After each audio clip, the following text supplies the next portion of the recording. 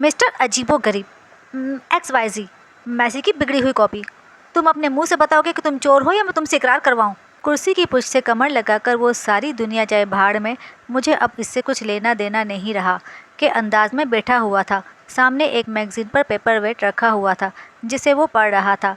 जैसे ही वो उसके सामने आकर खड़ी हुई, वो कॉफ़ी के मग पर झुक गया और स्ट्रो को मुंह में ले लिया।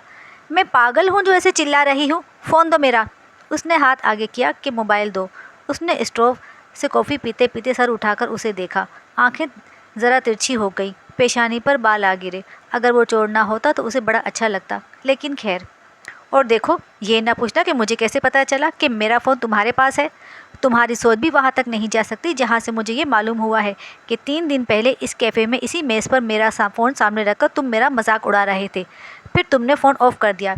अब तक तो बेच भी दिया होगा। वापस लाओ मेरा फ़ोन। और सुन लो, मैं हरगिज़ कोई दूसरा फ़ोन नहीं लूँगी, वो कितना ही महंगा और जदीद क्यों ना हो, कभी नहीं।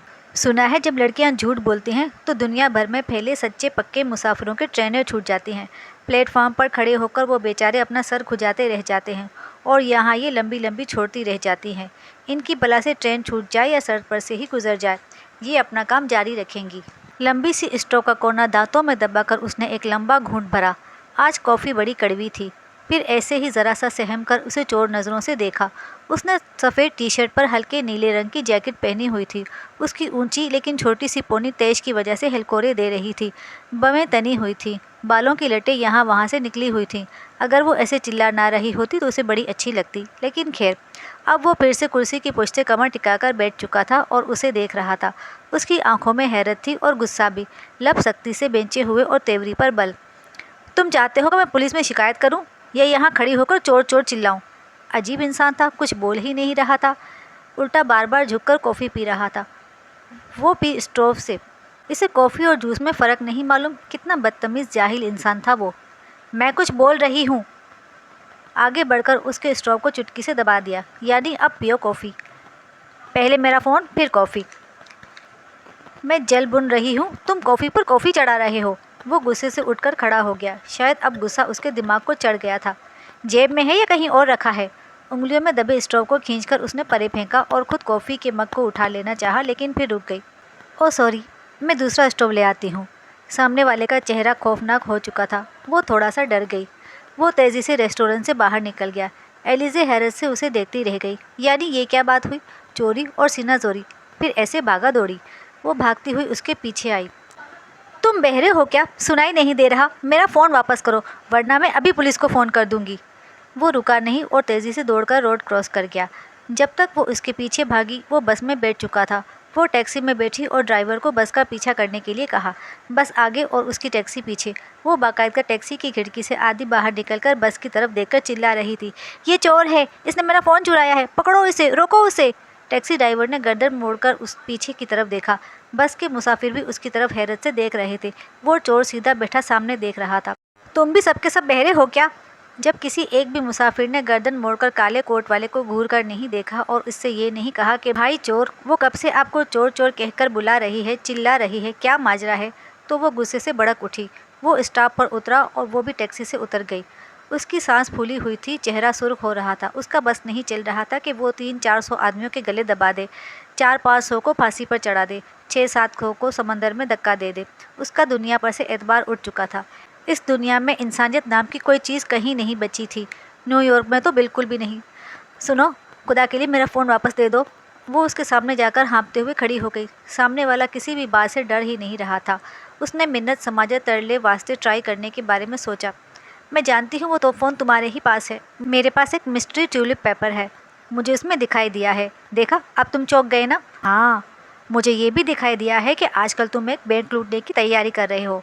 तुम और तुम्हारा गैंग, मैं सबको जानती हूँ। मैं पुलिस को सब कुछ बता दूंगी। बेहतर है कि मेरा फ़ोन दे दो। मेरे पास अभी इतने पैसे नहीं कि मैं नया फ़ोन ले सकूँ। मैं अमीर दिखाई देती हूँ, लेकिन हूँ नहीं।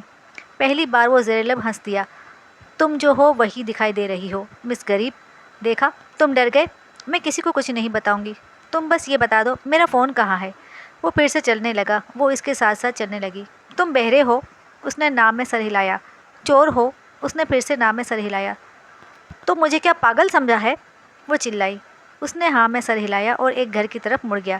گھر کے دروازے پر ایک عورت کھڑی تھی، وہ اسے دیکھتے ہی مسکرا کر اس کی طرف لپکی۔ آ گئے تم ابو بکر؟ میں تمہارا ہی انتظار کر رہی تھی۔ اور یہ لڑکی کون ہے؟ یہ چور لڑکا آپ کا کون ہے؟ ماں کا منہ بن گیا۔ میرے بیٹے کو چور کہہ رہی ہو؟ اس نے میرا فون چرایا ہے، میں سب جانتی ہوں، میرے پاس ثبوت ہیں۔ یہ تمہارا فون کیسے چرا سکتا ہے؟ اس کا ایک ہاتھ کٹا ہوا ہے اور دوسرا حرکت نہیں کر سکتا۔ دکھاؤ اپنے ثبوت، میں بھی تو دیکھوں کہ اس نے کس جادو کے زور پر یہ سب کیا ہے۔ وہ جہاں کی تہاں کھڑی رہ گئی۔ کیا یہ معذور ہے؟ گونگا، بہرا، لنگڑا، لولا؟ وہ بدلحاظی سے بولی۔ ماں نے بہت تامل سے اس کے جملے سہے۔ بس گونگا۔ اب تک ماں نے اس کا کوٹ اتار دیا تھا اور وہ اندر جا کر سامنے صوفے پر بیٹھ چکا تھا۔ وہ سامنے دہلیز پر کھڑی رہ گئی تھی۔ ماں نے ایسی بد اخلاق لڑکی کو گھر کے اندر آنے اور بیٹھنے کی دعوت نہیں دی تھی۔ یہ گونگا ہے؟ وہ اندر ہی آ چکی تھی اور گھوم پھر کر اس کا جائزہ لے رہی تھی جیسے سمندر سے ویل مچھلی باہر نکل آئی ہو۔ گونگے نے ناگواری سے اسے دیکھا۔ ماں کچن کی سمت جا چکی تھی۔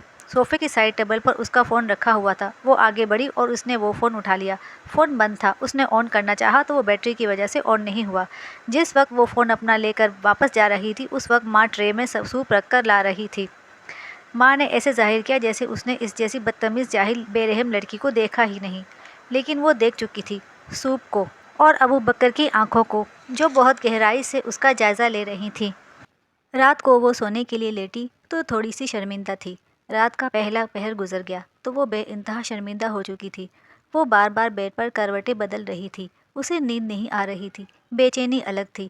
دیوار کی دوسری طرف سے جینا مینا نے اپنے اپارٹمنٹ سے چلا کر کہا، سو مر جاؤ یا اپنا بیڈ بدل دو، کتنی دیر سے چوں چوں کر رہا ہے۔ چھوٹے گھروں میں رہنے کا یہی نقصان ہوتا ہے، کاش میں امیر ہوتی، خدا کسی کو غریب پیدا نہ کرے۔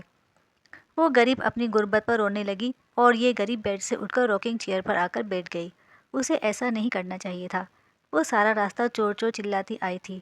اس نے اس بیچارے کا دل دکھا دیا تھا، اسے تکلیف پہنچائی تھی، اس کے جسمانی نقائص کا مذاق اڑایا تھا۔ ایک فون ہی تو تھا، بھول جاتی اسے، سمجھ لیتی کہ کوئی چور اچکا لے گیا، بس۔ اگلے دن یونیورسٹی کے بعد وہ اس کے گھر چلی آئی۔ میں آپ کے بیٹے سے سوری کہنے آئی ہوں، سچی والی سوری۔ جیسے ہی اسے اس کی ماں کا چہرہ دکھائی دیا اس نے فوراً سوری کہا، ہاتھ بھی جوڑ دیے کہ ماں پر اچھا اثر پڑے۔ سچی والی سوری کیا ہوتی ہے؟ ماں پر کوئی خاص اثر نہیں پڑا تھا، یا اس کی نیت میں کھوٹ تھا یا شاید اداکاری میں۔ سچے دل سے سوری، اس نے کہنا چاہا لیکن اس کی ماں نے بات کاٹ دی۔ بدتمیز لوگوں کا دل سچا نہیں ہوتا، سمجھی؟ وہ سمجھ چکی تھی، سر ہلاتی ہوئی ان کے پیچھے پیچھے اندر چلی آئی۔ اس بار اسے بیٹھنے کے لیے کہا گیا تھا۔ وہ ابو بکر کے سامنے جا کر بیٹھ گئی تھی جو ایکشن مووی دیکھ رہا تھا۔ کچھ دیر پہلے شاید اس نے کچھ کھایا تھا۔ اس کی ٹی شرٹ کے گول گلے پر کیچپ کا ایک چھوٹا سا داغ تھا۔ وہ ٹشو اٹھا کر اس داغ تک کو صاف نہیں کر سکتا تھا۔ کچھ دیر تک وہ سہمی سی بیٹھی رہی۔ وہ اس سے بات کرنے کی ہمت پیدا کر رہی تھی۔ ایک بار ابو بکر نے اسے دیکھا تھا، ہائے ہیلو کے انداز میں مسکرایا بھی تھا، لیکن اس کی مسکراہٹ اسے کچھ طنزیہ لگی تھی۔ ٹھیک ہے تم چور نہیں ہو، لیکن میں بھی اتنی بری لڑکی نہیں ہوں۔ شکل سے تم کچھ ایسے بھی شریف نہیں لگتے، پھر تمہارا حلیہ دیکھ کر کوئی بھی دھوکہ کھا سکتا ہے کہ ضرور دال میں کچھ کالا ہے، یعنی جیسے تم کالا سا کوٹ پہن کر جاسوسوں کی طرح گھومتے پھرتے رہتے ہو، کوئی بھی تمہیں کچھ بھی سمجھ سکتا ہے۔ سمجھ رہے ہو نا؟ یہ اس کی سچی والی سوری تھی، سچے دل سے نکلے سچے الفاظ۔ اسکرین سے نظریں اٹھا کر اس نے اس کی طرف دیکھا اور دیکھتا ہی رہا۔ مجھ سے غلطی ہوئی تھی، لیکن قصور تمہارا بھی تھا۔ مجھے کیا خواب آنا تھا کہ تم بول نہیں سکتے؟ بندہ کوئی اشارہ ہی کر دیتا ہے کہ میں بول نہیں سکتا۔ اور وہ اشارہ کیسے کرتے ہیں؟ اس کی ماں اس کے سر پر کھڑی غصے سے پھنکارتے ہوئے پوچھ رہی تھی۔ ذرا کر کے دکھاؤ وہ اشارہ، ہاتھ نہ ہلانا۔ وہ ہکا بکا ماں کی شکل دیکھنے لگی۔ ایک بازو مفلوج ہو اور ایک کٹا ہوا، زبان تالو سے چپکی ہوئی ہو تو بتاؤ کہ کیسے اشارہ کر کے بتائے گا کہ میں گونگا ہوں، بول نہیں سکتا۔ تمہارا فون میری جیب میں گر گیا تھا، سوری، یہ لے لو اپنا فون واپس۔ وہ پھر سے شرمندہ ہو گئی، سر جھکا کر بیٹھ گئی۔ اس نے سوچا کہ اسے اپنی زبان کو زحمت نہیں دینی چاہیے، ورنہ اس کے سر پر کھڑی ماں اس کا کچومر بنا کر چیل کووں کو کھلا دے گی۔ تم مجھے جانے کے لیے کہہ رہے ہو اور یہ لڑکی تمہاری بے عزتی کرتی جا رہی ہے۔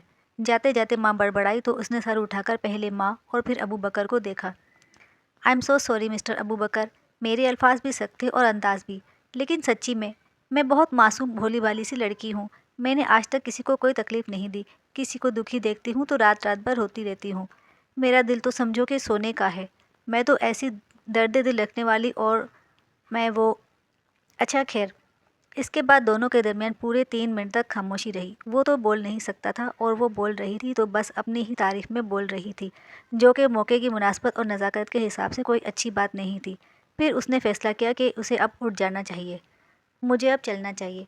उसे अफसोस तो था कि इन लोगों को मेहमान नवाजी वगैरह नहीं आती, लेकिन वो इस अफसोस का इजहार नहीं कर सकती थी। इसलिए वो उठकर खड़ी हो गई और बस जाने ही वाली थी कि चाय का एक कप उसके सामने आ गया। उसने चाय को कप को देखा, फिर अबू बकर को, लेकिन अबू बकर माँ को देख रहा था। अच्छा ठीक है, ला रही हूँ वो भी। वो बड़बड़ाती हुई चली गई और इस बार वापसी में कुछ नगेट्स भी ले आई। उसने चाय भी पी और नगेट्स भी। वो इन लोगों में से नहीं थी जो गुस्से और शर्मिंदगी में अपने पेट पर लात मारते हैं। लड़ाई, गुस्सा, नापसंदीदी अपनी जगह और पेट अपनी जगह, मतलब सबसे अच्छी जगह। मैं सच में बहुत शर्मिंदा हूँ। एक बार फिर से सॉरी कहती हूँ। हाँ, मुझे याद आया, तुमने ये तो पूछा ही नहीं कि मुझे कैसे मालूम हुआ कि मेरा फ़ोन तुम्हारे पास है। बैग में से ट्यूलिप निकालकर वो इसके सामने सोफे पर जाकर बैठ गई। चाय और नगट्स ने इसके अंदर तवानाई भर दी थी। वो तरोताज़ा हो चुकी थी। ये देखो, कोई इस पर यकीन नहीं करता। मैंने अपनी फ्रेंड्स को बताया तो वो हंसने लगी। खैर, हंसी तो मुझे भी बहुत आई थी जब मुझे ये मिला था, और फिर रोना भी जी भर कर आया था जब इस पेपर से मुझे कुछ भी नहीं मिला था। सोचा तुम्हें भी बता दूं। तुम कौन सा किसी को बताओगे। नहीं नहीं, मैं तुम्हारे गूंगे होने का मजाक नहीं उड़ा रही, बस वैसे ही। अच्छा सॉरी, ज़ुबान से फिसल गया। देखो, इसमें ना यहाँ तुम्हारी तस्वीर बन गई थी। उसने फाइल की तरह खोलकर ट्यूलिप को अबू बकर के सामने फैलाया और हैरत से इसका अपना मुंह खुल गया। इतनी बदलिहाजी से मुझे गूंगा कहते हुए तुम्हें शर्म आनी चाहिए। बार बार सॉरी कहने से कुछ नहीं होगा। अगली बार सॉरी कहने के बजाय तुम्हें अपने मुंह पर एक अदद तमाचा मार लेना चाहिए। इस एक अदद को 3 से ज़रब देना चाहिए और अपना काम जारी रखना चाहिए। ट्यूलिप पर लिखा था, जैसे किताब के सफ़े पर लफ्ज़ छपे होते हैं, जैसे मोबाइल पर मैसेज लिखा होता है, साफ साफ। अबू बकर हैरत से ट्यूलिप की स्क्रीन को देख रहा था। वो भी देख रही थी। दोनों ट्यूलिप पर थोड़ा सा झुक गए थे। ये तुमने मुझसे कहा है? उसने पहले सर उठाया और उससे पूछा। बिल्कुल, जवाब उसके हाथ में पकड़े हुए ट्यूलिप पर आया। दोनों कुछ देर के लिए खामोश हो गए। तो तुम यहाँ बोल रहे हो, इस ट्यूलिप पेपर पर, वो भी ऐसे, तमांचा और 3 से ज़रब, ये सब? वो चिल्ला उठी। चिल्लाना बंद करो बदलिहाज लड़की, मैं तुम्हें कल से बर्दाश्त कर रहा हूँ, और मैं भी। ट्यूलिप को रोल करके उसने अबू बकर के सर पर दे मारा। ये उसने आदतन किया था, लेकिन किचन से बर्तन धोकर निकलती माँ को ये मंजर अच्छा लगा ना ये आदत, और उन्होंने आगे बढ़कर एक मोटा सा मैगजीन उसके सर पर दे मारा था। माँ ने ये आदतन नहीं किया था।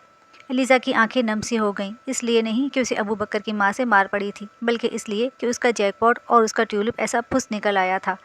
मैंने कहा था ना, हर जादुई चीज़ जादू नहीं कर सकती। कभी कभी वो बस छोटे मोटे काम ही कर सकती है। एक मुतरजम का काम, एक बेज़ुबान की ज़ुबान का काम, एक दोस्त की तरह मददगार का काम, बस। उसका अलादीन का चराग सिर्फ एक ट्रांसलेटर था। जिस ट्यूलिप पेपर को वो कोई बहुत ही खास तोपनुमा चीज़ समझ रही थी, वो बस इतनी सी चीज़ निकला था कि एक अदद गूंगे लड़के की ज़ुबान बोलने लगा था, बस। यानी वो उस लड़के की मुतरजम थी।